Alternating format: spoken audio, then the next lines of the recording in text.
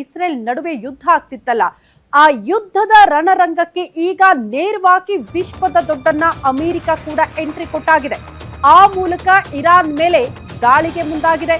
ಅಲ್ಲಿಗೆ ಉಗ್ರ ಸ್ವರೂಪ ಪಡೆದುಕೊಳ್ಳುತ್ತಾ ಈ ಯುದ್ಧ ಅಮೆರಿಕ ಎಂಟ್ರಿಯಿಂದ ರಣರಂಗವಾಯಿತು. ಮಧ್ಯಪ್ರಾಚ್ಯ ಇರಾನ್ನ 3 ಅಣ್ವಸ್ತ್ರ ಸಂಸ್ಕರಣಾ ಘಟಕಗಳ ಮೇಲೆ ದಾಳಿಯಾಗಿದೆ.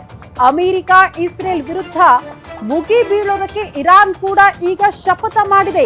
ಅಮೆರಿಕ ಹಡಗುಗಳನ್ನೇ ಗುರಿಯಾಗಿಸಿಕೊಂಡು ದಾಳಿಗೆ ಮುಂದಾಗ್ತಾ ಇದೆ. ಇರಾನ್ ಆಪ್ತ ಹೌತಿ ಉಗ್ರರಿಂದ ಅಮೆರಿಕ ಮೇಲೆ ದಾಳಿಯಾಗ್ತಾ ಇದೆ. ಹೌತಿ ಬಿಟ್ರೆ ಇನ್ಯಾವ ರಾಷ್ಟ್ರವೂ ಕೂಡ ಇರಾನ್ ಬೆಂಬಲಕ್ಕೆ ಇಲ್ಲ. ಹೌತಿ ಉಗ್ರರು ಇರಾನ್ ಜೊತೆಗೆ ಇರ್ತೀವಿ, ಇರಾನ್ಗೆ ಸಪೋರ್ಟ್ ಮಾಡ್ತೀವಿ ಅನ್ನೋ ಮೂಲಕ ಈಗ ಅಮೆರಿಕ ವಿರುದ್ಧ ಹೌತಿ ಉಗ್ರರು ಕೂಡ ತಿರುಗಿ ಬಿದ್ದಿದ್ದಾರೆ. ಆ ಮೂಲಕ ಅವರಿಂದಲೇ ದಾಳಿ ಆಗ್ತಾ ಇದೆ ಅನ್ನೋದ್ರ ಡೀಟೇಲ್ಸ್ ಸದ್ಯ ಸಿಗ್ತಾ ಇದೆ. ಅಮೆರಿಕ ಎಂಟ್ರಿಯಿಂದ ಸಹಜವಾಗಿ ಮಧ್ಯಪ್ರಾಚ್ಯ ಭಾಗದಲ್ಲಿ 3ನೇ ಮಹಾ ಯುದ್ಧ ಪ್ರಾರಂಭ ಆಗ್ಬಿಡುತ್ತಾ ಅನ್ನುವಂತಹ ಅತಿ ದೊಡ್ಡ ಆತಂಕ ಮನೆ ಮಾಡಿದೆ. ಕಾರಣ ಜಸ್ಟ್ ಇರಾನ್ ಮತ್ತು ಇಸ್ರೇಲ್ ನಡುವೆ ಮಾತ್ರ ದಾಳಿ ಪ್ರತಿದಾಳಿಗಳಾಗ್ತಾ ಇತ್ತು. ಈಗ ಅಮೆರಿಕ ಕೂಡ ರಣರಂಗಕ್ಕೆ ಎಂಟ್ರಿ ಕೊಟ್ಟಾಗಿದೆ. ಆ ಮೂಲಕ ಅಮೆರಿಕ ಅಧ್ಯಕ್ಷ ಡೊನಾಲ್ಡ್ ಟ್ರಂಪ್ ಹೇಳಿದ ಪ್ರಕಾರವೇ, ಅವರ ಎಚ್ಚರಿಕೆಯ ಪ್ರಕಾರವೇ ದಾಳಿ ಆಗ್ತಾ ಇದೆ ಅನ್ನೋದು ಬಹಳ ಸ್ಪಷ್ಟವಾಗ್ತಾ ಇದೆ. ಖಮೇನಿನೇ ನಮ್ಮ ಟಾರ್ಗೆಟ್, ಈ ವಿಚಾರವನ್ನ ಹೇಳ್ಕೊಂಡಿತ್ತು ಅಮೆರಿಕ.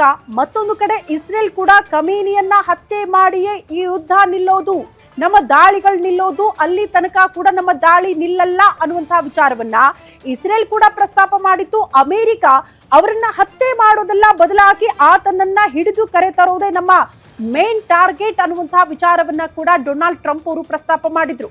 ಹಾಗಾಗಿ ಈಗ ಖಮೇನಿ ಕೂಡ ಇರಾನ್ನ ಬಂಕರ್ನಲ್ಲೇ ಅಡವಿ ಕೂತ್ಕೊಂಡಿದ್ದಾರೆ ಅನ್ನುವಂತಹ ವಿಚಾರ ಮುನ್ನೆಲೆಗೆ ಬರ್ತಾ ಇದೆ. ಪ್ರಮುಖವಾಗಿ ತನ್ನ ಉತ್ತರಾಧಿಕಾರಿಯಾಗಿ 3ರನ್ನ ಆಲ್ರೆಡಿ ನೇಮಕ ಮಾಡಿದ್ದಾರೆ ಅಯಾತುಲ್ಲಾ ಅಲಿ ಖಮೇನಿ ಅನ್ನುವಂತಹ ವಿಚಾರ ಕೂಡ ಬೆಳಕಿಗೆ ಬರ್ತಾ ಇದೆ. ಪ್ರಮುಖವಾಗಿ ಇರಾನ್ನಲ್ಲಿ ಈ ಅಣುಬಾಂಬ್ ತಯಾರಿಕಾ ಸ್ಥಾವರಗಳು, ಅದನ್ನ ಮೇನ್ ಆಗಿ ಟಾರ್ಗೆಟ್ ಮಾಡಿಕೊಂಡು ದಾಳಿಗಳಾಗ್ತಾ ಇದೆ. ಅಣುಬಾಂಬ್ ಅನ್ನ ತಯಾರು ಮಾಡೋದು ಒಂದ್ ಕಡೆ ಇಸ್ರೇಲ್ಗೂ ಕೂಡ ಇಷ್ಟ ಇಲ್ಲ, ಪ್ರಮುಖವಾಗಿ ಅಮೆರಿಕ ಕೂಡ ಈ ಕ್ಷಣಕ್ಕೆ ಇಷ್ಟ ಇಲ್ಲ. ಆ ಕಾರಣಕ್ಕಾಗಿ ಇರಾನ್ ಮೇಲೆ ನಿರಂತರವಾಗಿ ದಾಳಿಗೆ ಮುಂದಾಗ್ತಾ ಇದೆ.